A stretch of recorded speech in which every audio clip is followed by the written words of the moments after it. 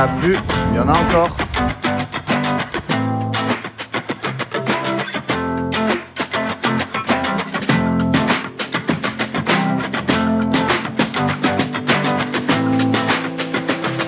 Donc, qui dit jour de repos, aujourd'hui c'est pas de coup de pédalage, donc j'en profite pour aller visiter un peu le petit village de Castillon. Et franchement là, on m'a conseillé d'aller voir cette petite chapelle. Et du coup le gardien il m'a passé la clé. Donc je vais aller visiter tout ça. Hop, ça a l'air pas mal, hein. On va faire le tour déjà pour regarder. Petite vue sur le village de Castillon, franchement pas mal.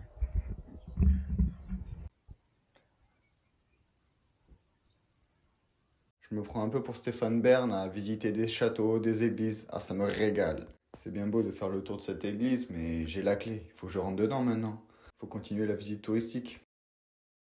Allez, je vous emmène avec moi au cœur de cette église. Attention, un peu de suspense. Ouais, franchement, pas mal. C'est plutôt beau. Elle est bien conservée. C'est super frais, c'est agréable. Franchement, hier, après l'étape, j'étais tellement KO que j'ai mangé et j'ai dormi direct. Et franchement, j'ai accumulé tellement de fatigue que je suis, même avec une bonne nuit de sommeil, je suis encore fatigué. Si je dois faire un petit bilan des 4 premiers jours d'aventure, franchement, bah, ça se passe super bien. Je suis trop content de faire cette aventure. Les 3 premiers jours, physiquement, tout s'est bien passé, des très bons cols, un bon rythme.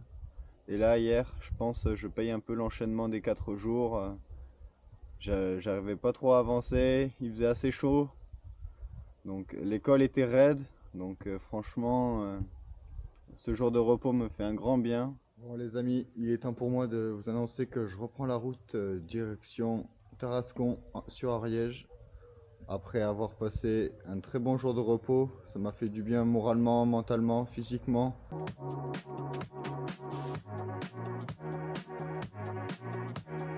Allez, c'est parti pour l'étape 5, direction Tarascon. Allez, premier col de la journée, col de l'Accord. Franchement, ce jour de repos, il m'a fait le plus grand bien. Je repars motivé comme jamais pour terminer cette traversée des Pyrénées. Là, il fait pas trop chaud, il fait gris, c'est parfait. Commencer la journée avec le col, avec des pentes douces, ça fait plaisir. C'est pas les cols ultra raides de l'autre jour. Je pense que cette étape, elle sera agréable. Ça aussi mon aventure que j'ai envie de partager. Je vois des panneaux qui indiquent lac du Betmal. Je sais pas ce que c'est, j'aurai jamais l'occasion d'y retourner. Donc je vais découvrir tout ça. Ah ouais, en fait j'ai bien fait de venir ici. Lac au milieu des montagnes et tout, c'est trop stylé. Il y a même une petite cascade. Ah ouais, là on est bien. Si je m'arrête vraiment toutes les 5 minutes, je vais jamais pouvoir terminer mon étape. Je reprends la route, je rencontre quelqu'un de spécial. Le mec que je rencontre, il est fou. Il fait plus de 4200 km, 70 000 mètres de D+, en 20 jours. C'est plus que le Tour de France. Il a beau avoir un gravel en carbone, un super équipement dessus, et il transporte tout son matériel, sa tente et tout. Franchement, chapeau. En plus, il est assez âgé et c'est la 8e fois qu'il fait ça. Gros respect. Voyage en solitaire comme ça, moi je trouve ça trop agréable de pouvoir discuter avec les gens et rouler à la même allure. Ça fait passer le temps plus vite et ça, c'est grave bien. Puis discuter de tout et de rien, franchement, une super rencontre, je kiffe. Alors que nous, l'école qu'on fait là dans les Pyrénées, quand c'est neuf tout le temps. Hein. Ouais, c'est ça. Pendant 10 bornes, t'as pas de 5, 7 pour te reposer. Ça, c'est une exception, ça. Ouais. Le col de la Corse, c'est une exception. La trappe, c'est pareil. Ah merde, tu vois, la brume, elle sert le thermique. Malo. Premier col passé sans grande difficulté. Franchement, très agréable, pas trop dur. Pour bien commencer la journée, c'est parfait. Pour pas rester seul, bah du coup, je change encore mon itinéraire et je le suis dans un nouveau col. Putain, comment c'est beau. Allez, je vais récupérer la roue et continuer à discuter avec mon coéquipier d'aventure. Je vais changer un peu mon itinéraire, continuer la route avec lui. Ça va me faire quand même rejoindre. Lui, il va à Foix et moi, je vais à Tarascon, c'est un peu en dessous. Allez, c'est parti, deuxième col de la journée, col de la Trappe, toujours en bonne compagnie. Franchement, de faire la traversée des Pyrénées, c'est un sacré défi, mais je me régale. Je découvre des magnifiques paysages, je fais des super rencontres. C'était magnifique, hein, franchement, agréable. Col de la Trappe, altitude, 1100 mètres. C'est ça qui est bien avec les cols, c'est que tu fais 1 heure d'effort et après, t'es bien. Tu profites de la descente. Ça me permet de détendre un peu les muscles et de profiter de la descente avec une grosse vitesse. C'est pas tout, c'est bien beau de descendre, enchaîner les kilomètres, enchaîner l'école et tout, mais moi je commence à avoir faim. Donc c'est le moment du ravito, des bonnes saucisses du terroir. Je reprends la route de nouveau en solitaire. Mon coéquipier est parti dans un autre sens. Et voilà. Allez, c'est parti. Maintenant, tout seul. Il commence à faire chaud ici. Qu'est-ce que c'est magnifique, franchement. Je regrette pas d'être venu. Après avoir repris des forces à Aulus-les-Bains, j'enchaîne direct avec le col d'Agnès, un col arpenté par les coureurs du Tour de France, à l'occasion de la 15e étape du Tour de France 2024. Et du coup, j'ai pu me rendre compte de la difficulté de ce col avec ses longues lignes droites et ses pourcentages de raid. Je dis tout le temps que je suis heureux quand je suis sur mon vélo, quand je roule, que je suis sur l'école et tout, mais je reste humain, hein. J'ai des moments de doute et par moments, quand c'est dur, quand il fait chaud, je suis obligé de m'arrêter, prendre des pauses parce que j'en peux plus. Du troisième col de la journée, col d'Agnès.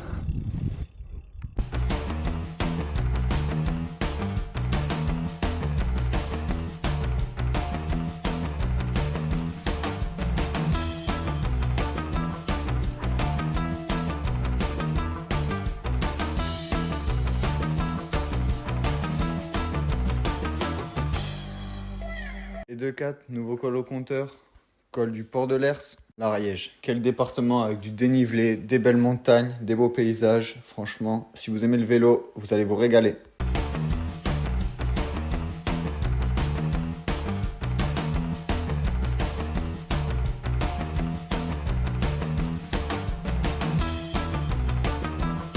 Je suis bien content d'être arrivé à Tarascon. J'en pouvais plus, je suis bien fatigué.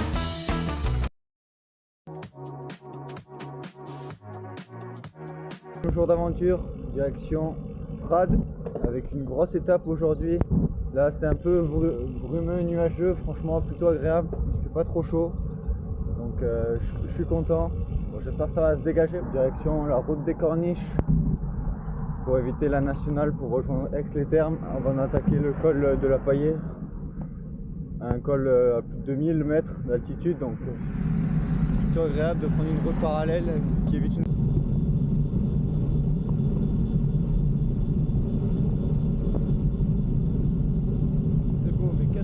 Elles sont abîmées ici en Ariège. C'est horrible, faut faire attention dans les descentes. C'est cool de pouvoir passer par des cols qui sont pas trop durs, simples et en plus en bonne compagnie. Je fais encore la rencontre d'un cycliste local. Et franchement, en discutant, ça passe plus vite le temps. J'ai un groupe de cyclistes et du coup j'ai fait le col de Marmare avec eux. Et après on m'a conseillé de poursuivre par le col de Chioula. Donc franchement, je change un peu mon itinéraire, mais les routes sont plus sympas, on m'a dit. Donc j'écoute les conseils des locaux. On passe la ligne. Pour la descente, putain que c'est beau, que des beaux paysages. Je vous explique. J'étais à 1400 mètres d'altitude, au sommet d'un col, de Chioula, le dernier que j'ai fait. Et après j'ai attaqué la descente. La descente, il fallait que je me ravitaille pour manger.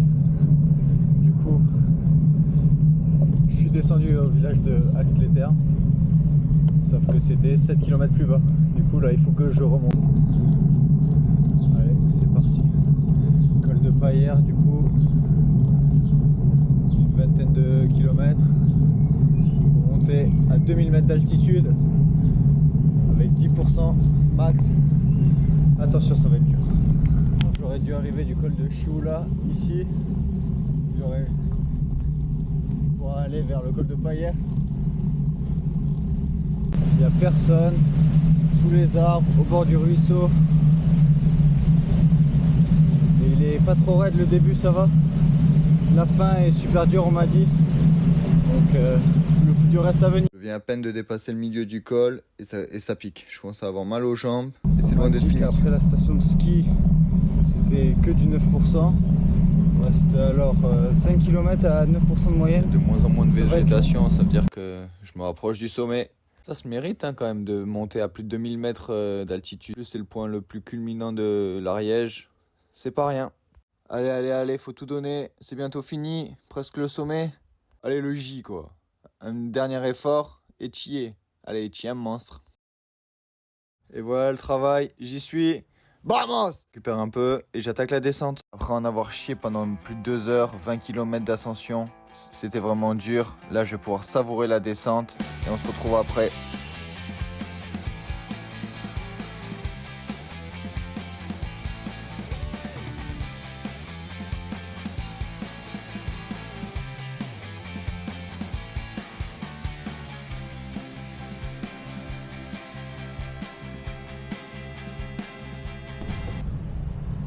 Ascension du col de Jo, peut-être la dernière ascension de l'aventure. Allez, c'est parti, let's go. Putain, je suis dans le mal, hein. Ce dernier col, il est en train de m'achever. C'est tellement dur physiquement. J'ai mal aux jambes. J'en peux plus. Je suis KO. Putain, j'ai eu du mal à le grimper ce col, hein. Ça doit être le dernier de l'aventure. Il était là pour m'abattre. Franchement, j'ai su résister. Et là, j'arrive progressivement au sommet. Ça fait plaisir. J'ai plus d'énergie. Heureusement qu'après, c'est la descente. J'en peux plus. Dernier col de l'aventure, finito cappuccino.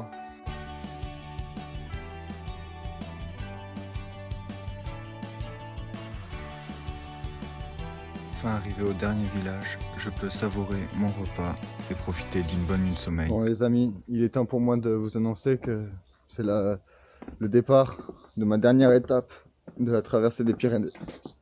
Et franchement, c'était une aventure incroyable, j'ai trop kiffé.